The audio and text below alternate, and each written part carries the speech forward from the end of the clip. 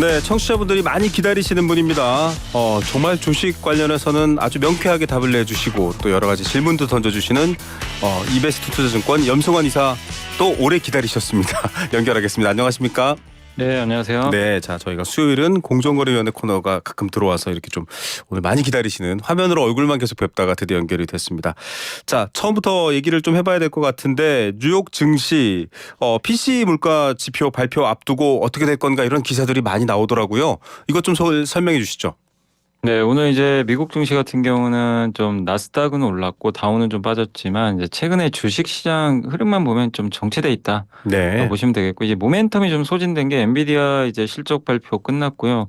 기업들의 실적도 거의 다 발표가 된 상황에서 금리 인하 시점이 좀 뒤로 밀리다 보니까 시장 참가자들의 이제 적극적으로 주식 시장에 좀 뛰어들기보다는 조금 지켜보겠다는 그런 심리가 좀 강해진 것 같고 또 이제 네. 이번 주에 개인 소비 그러니까 그 지출. PC 예, 네. 개인 소비 지출 이제 물가 지표가 발표되는데 아마 높게 나올 걸로 좀 보고 있어요. 전월 대비 한 0.4%. 왜냐하면 또 1월 달 소비자 물가 지표가 이미 발표된 게 굉장히 또 높게 나오다 보니까 그렇죠.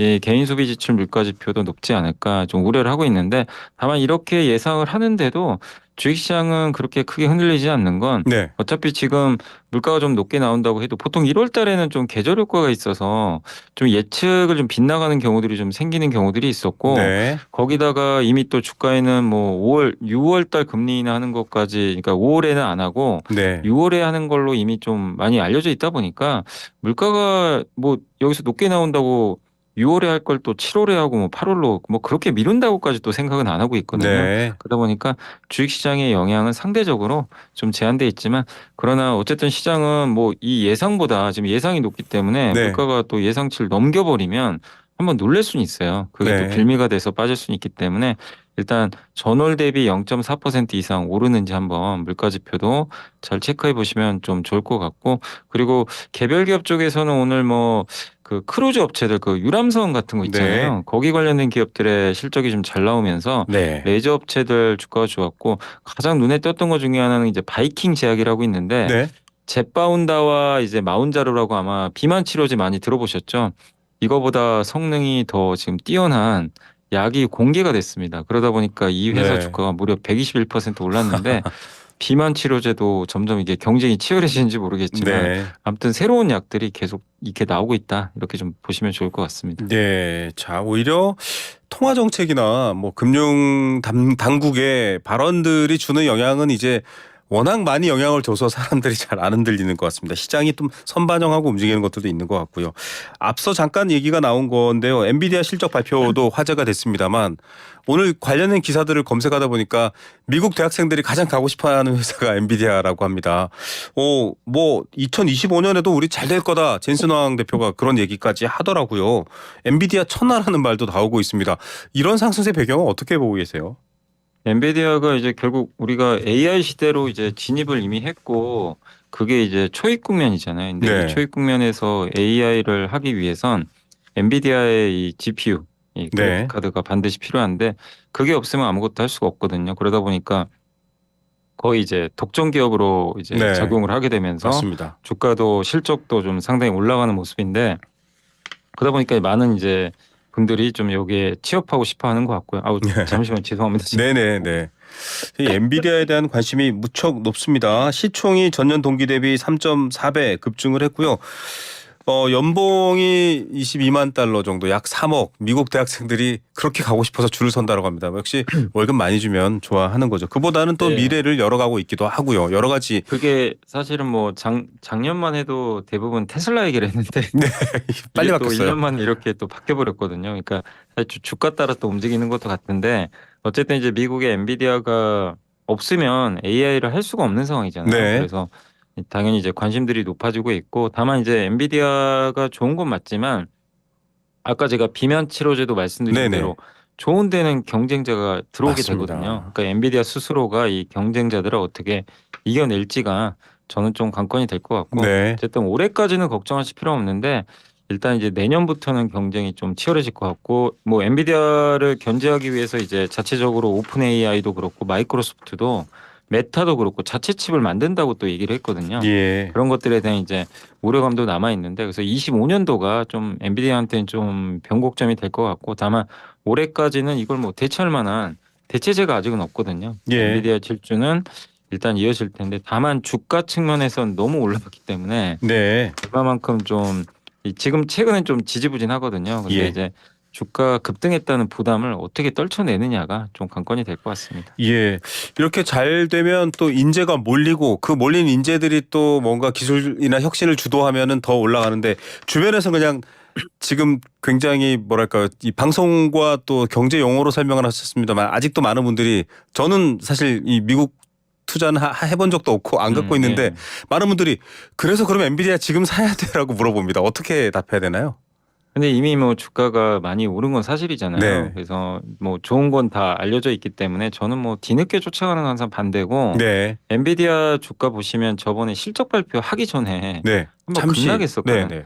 그러니까 그런 게 또 나올 거예요. 그러니까 내가 이제 엔비디아의 성장을 믿고 뭐 엔비디아를 대체할 기업이 없는 것 같다. 아직까지는 그래서 성장을 계속 믿는다면 투자를 하는 거는 뭐 맞겠죠. 근데 지금보다는 그렇게 아까 말씀드린 대로 중간중간 이게 급락이 한번 나올 때 네. 그럴 때를 활용하시고 아무리 좋아도 너무 오를 때 사면 타이밍도 전 중요하다고 생각하거든요. 맞습니다. 그래서 좀 적절하게 조정 받을 때 하시면 좋겠고 근데 엔비디아 이제 다 좋은 거 알고 너무 좋다는 얘기만 나오는데 반대로 엔비디아만 투자할 필요는 있는 투자하는 것보다도 또 미국에는 다양한 빅테크가 있고 또 사실 오늘 좀 이슈 중에 하나가 네. 애플이 이제 전기차 포기한다 그랬거든요. 예. 포기하고 AI로 가겠다. 네. 그러면 AI에 있어서 애플도 제가 봤을 땐 둘째가라면 서러울 것 같아요. 네. 준비를 안 한 기업은 아니거든요. 반도체 설계 기술까지 갖고 있는 회사이기 때문에 그러면 이런 것도 대안이 되겠죠. 아, 엔비디아 좀 놓쳤으니까 AI는 맞는 것 같은데 그러면 새롭게 지금 애플이 이쪽으로 좀 간다면 애플도 한번 고민을 해보는 거죠. 그러니까 네. 미국에 무조건 엔비디아만 선택지가 있는 게 아닙니다. 다양한 선택지가 있으니까 그걸 한번 잘 고민해 보시면 좋을 것 같습니다. 국내로도 좀 와봐야 될 것 같은데요. 뭐 샘 올트만이 삼성 이재용 회장도 만나고 아까 말씀하셨지만 엔비디아의 독주에 대한 많은 견제 또 각 기업별로의 여러 가지 플랜들이 있거든요.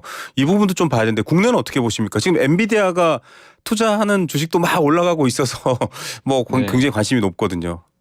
근데 이제 엔비디아가 지금 질주를 하고 있고 엔비디아가 투자하는 기업들도 있고 근데 또 그걸 견제하기 위한 이제 물리 그렇죠. 작업들도 있고 오늘 네. 또 주커버그라는 이제 메타 CEO 페이스북 CEO가 네네.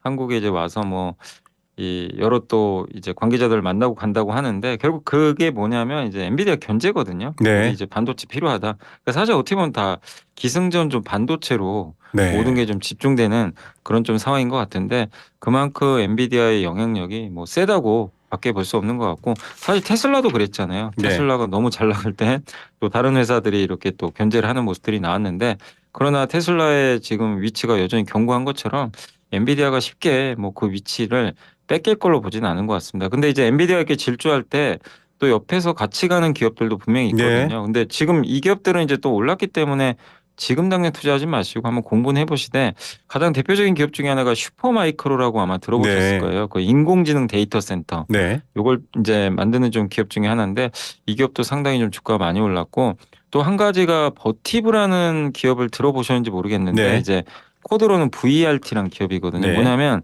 AI 데이터 센터는 그 발열이 되게 심할 거 아니에요. 그렇죠. 전력 소모가 많으니까. 네. 그래서 보통 기존의 전력 사용량이 8kW라면 AI 같은 경우 이 데이터 센터는 네. 30에서 100kW 정도의 전력 소비가 들어간대요. 네. 굉장히 이제 열 소비가 많은 거죠. 그러면 거기를 이제 그 냉각시켜줘야 시켜야 되거든요. 되는데, 네, 냉각 장치가 필요합니다. 그래서 네. 사실 그걸 냉각 장치 좀 만드는 기업 중에 하나가 버티브거든요. 근데 네. 여기도 그거랑 맞물려서 주가가 많이 올랐어요. 아. 그러니까 엔비디아만 볼 필요는 없고 엔비디아가 또 저렇게 질주할 때 옆에서 또 수혜받는 기업이 뭔지 찾아보는 것도 하나의 방법인데 네. 어쨌든 이런 기업들도 저는 좀 같이 갈 수 있는 장기적으로 그런 기업들로 판단을 하고 있습니다. 맞습니다.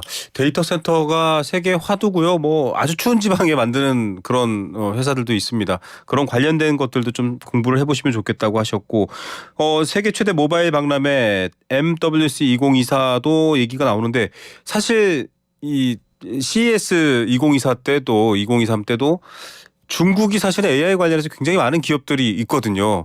지금 좀 중국 자체의 내수라든지 여러 부동산 문제 때문에 침체가 돼 있음에도 불구하고 중국 기업들이 또 이런 데서도 좀 많이 선보이고 있습니다. 아직도 중국에 완전 발을 빼겠다라고 안 하신 분들도 많기 때문에 여기 관련해서 좀 생각할 거리가 있을 것 같긴 한데요. 어떻습니까? 사실 이제 요새 뭐 중국 경기가 안 좋아서 AI에 대해서 뭐 중국에 대해서 이제 관심 없는 분들도 계시겠지만 네. 그 이 엔비디아의 젠순왕 CEO가 이제 한 질문에 답변을 했고 질문이 뭐냐면 네. 경쟁사로 제일 좀 위협적인 회사를 누구로 꼽냐 아. 이렇게 물어봤더니 화웨이라고 답을 화웨이. 했어요. 되게 네. 의외였죠. 네. AI의 경쟁자로 화웨이를 꼽고 있는 거예요. 네. 근데 사실 화웨이는 아시겠지만 트럼프로 인해서 이제 퇴출당해 버렸죠, 미국에선. 맞습니다. 근데 그 기업 같은 건 중국에서 인기가 굉장히 많은 기업이고 얼마 전에 작년에 그 화웨이 이제 스마트폰 또 새로 내놓으면서 네. 부활을 했는데 원래 전통적으로 AI도 잘하는 기업 중에 하나고 이번에도 그 MWC 2024에서 화웨이 뭐 화웨이뿐만 아니라 샤오미도 그렇고 AI 네. 폰을 또 선보였거든요. 네. 그 AI 기술력을 분명히 또 갖고 있는 기업이기 때문에 중국 기업들도 우리가 여전히 좀 어떤 식으로 이 기업들이 좀 기술 개발을 하고 AI에 대해서 투자를 하는지 그걸 좀 봐야 될 것 같고 다만 이제 미국의 바이든 대통령이 AI 반도체 공급을 못하게 막아놨거든요. 네. 그래서 그거를 뚫고 과연 할 수 있을지도 우리가 좀 계속 한번 지켜봐야 될 이슈인 것 같습니다. 어쨌든 이번에 MWC 2024도 CES랑 마찬가지로 네. AI가 화두고 여기에 이제 기조연설 하신 분 중에 한 분이 그 알파고 만든 그 헛서비스라는 네. 딥마인드 CEO가 있어요. 근데 이분이 뭐라고 했냐면 2, 3년 내로 AI가 디자인한 약이 나올 거다. 그러니까 이제 아. 제약 시장에도 왜냐하면 신약 개발할 때 그 물질을 처음에 발견을 해야 되거든요. 네네. 신약 후보 물질. 그거 발견하는 기간이 10년이에요, 평균. 네. 이걸 몇 달 정도로 줄일 수가 있다고 합니다. 맞습니다. 그러면 이제 신약 개발 기간이 엄청 단축되는 거죠. 또 그런 얘기를 한 것처럼 AI가 정말 이제 어느 뭐 전시회를 가더라도 이제는 가장 주인공이 되는 그런 시점이 계속 이어지고 있는 것 같습니다. 예. 인간이 태초에 동굴에다가 벽화 그리는 것부터 시작해서 끊임없는 확장으로 다양한 기술의 시대가 있었습니다. 뭐 인터넷, 모바일, 이제 AI가 어떻게 다가올지 좀 지켜봐야 될 것 같고요. 자, 이런 상황인데 국내 증시는 어떤 상황인지 또 한번 봐야 될 것 같습니다. AI 관심은 높은데 그래서 국내 주식은 또 뭐 사야 돼 이러시는 분들도 있는데 네. 일단 전체적으로 한국 증시 어떤 상황입니까?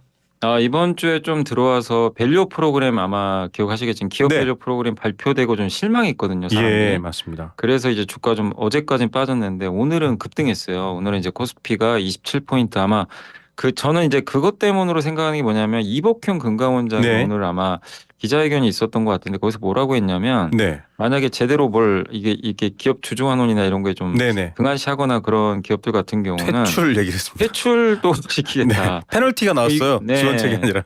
근데 이번에 실망했던 게 페널티가 없어서 좀 실망했거든요. 네. 근데 이제 시장이 원하는 답을 해준 거예요, 사실상. 네네.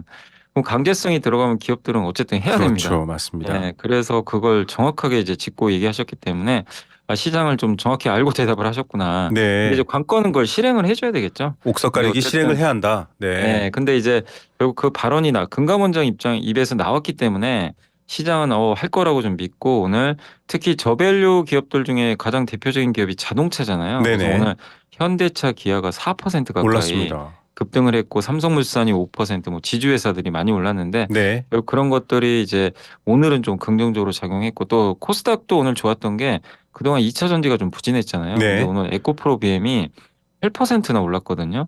왜냐하면 이제 거래소로 또 이전한다고 합니다. 근데 이제 이 기업이 시가총액 1등입니다. 코스닥에선. 예. 그러다 보니까 오늘 코스닥도 동반해서 올라갔다. 그리고 아까 말씀드린 대로 애플이 AI에 집중하겠다고 했잖아요. 네. 그럼 반도체한테는 좋은 거죠. 어떻게 보면 그렇죠. 수요가 느니까. 그래서 반도체 중소형주들이 급등한 것도 오늘 증시의 특징적이었던 부분이었던 것 같습니다. 예, 좀 다 연결되어 있는 고리 느낌이고요. 밸류업 얘기를 좀 더 해주시면은 이게 뭐 기업뿐만 아니라 좀 개인 주주를 위한 인센티브도 함께 고려해야 된다라고 했는데 사실 지난주에 이사님께서 그런 얘기도 하셨잖아요. 여러 가지 뭐 양도세, 세금 네. 관련된 얘기를 하셨잖아요. 그래서 그런 부분들에 대한 얘기도 좀 더 자세히 나올까요? 아직까지는 뭐 기업 관련된 인센티브들은 좀 소개가 됐는데요. 네, 일단 이제 그 세제 혜택 부분에 대해서는 정부가 뭐라고 했냐면은 아직 구체안은 마련되진 않은 것 같더라고요. 네. 근데 이제 그걸 준비해서 올해 중에 발표한다고는 합니다. 그러니까 준비를 차근차근 해서 디테일하게 나올 텐데 근데 세금 문제를 이게 쉽게 건들기 어려운 게 여야 또 합의도 있어야 되잖아요. 법 통과 사항이죠. 네, 그러니까 네. 법이 들어가야 되기 때문에 네. 정부가 한다고 해서 무조건 되는 건 아니거든요. 근데 이제 보다 좀 이런 걸 구체적으로 만들어서 또 협상도 해야 되니까 그래서 네. 아마 이 안 하는 건 아닌데 그게 구체적으로 뭐가 나오길 기대하신 분들은 왜 없지? 아마 네. 이렇게 생각하셨을 거예요. 그래서 좀 실망 매물이 나왔는데 안 하는 건 아니지만 조금 이제 그 구체안이 나올 때까지는 시간이 좀 필요하다. 그리고 저는 이번에 밸류 프로그램 이제 보면서 저도 처음 보고는 좀 약간 실망은 했거든요. 예. 뭔가 당근과 채찍이 부족한 느낌인데 네. 다만 이제 어제 저도 생각해 본 건 정부가 방향은 제대로 잡았어요. 예. 이게 뭐냐면 결국 밸류 프로그램 주주 가치를 올리겠다는 겁니다. 네네. 한국 주식 시장에서 개인 투자자가 제일 많잖아요. 전 네. 세계에서 비중 제일 높은 국가가 한국이거든요. 네. 근데 개인 투자자는 대접은 형편없는 국가가 한국입니다. 가장 형편없어요. 네. 그러니까 이게 뭐가 잘못된 거죠. 근데 이제 대통령도 그걸 정확히 아시고 이걸 하겠다는 건데 다만 이게 구체성이 좀 뭔가 좀 이게 보이지 네. 않다 보니까 그냥 말로만 한 바도 끝나면 어떡하지 이 우려가 있었지만 6월에 구체적인 안을 발표한다고 했거든요. 그러니까 6월까지 좀 시간이 남아 있거든요. 그래서 네. 뭔가 발을 내딛었고 1년 동안 일본이 성공했잖아요. 네네. 우리도 저는 할 수 있다고 봅니다. 그래서 강제성과 뭐 어떤 당근책이 좀 주어진다면 기업들도 저는 안 할 수 없다고 생각하거든요. 네. 그래서 뭔가 변화하는 원년이니까 한번 우리도 이렇게 한번 기업들이 변하는 거 보면서 변하는 기업들은 또 투자도 하시면서 맞습니다. 장기 투자한다면 정말 한국 증시가 바뀌지 않을까. 저는 좀 기대를 좀 많이 하고 있습니다. 네, 코로나 시기 거치면서 개인 투자자가 늘었기 때문인데요. 여러 가지 이런 상황들 저희가 지속적으로 또 염블리 염승환 이사께 여쭤보도록 하겠습니다. 오늘 말씀 여기까지 드릴게요. 감사합니다. 네, 감사합니다. 이베스트 투자증권 염승환 이사였습니다.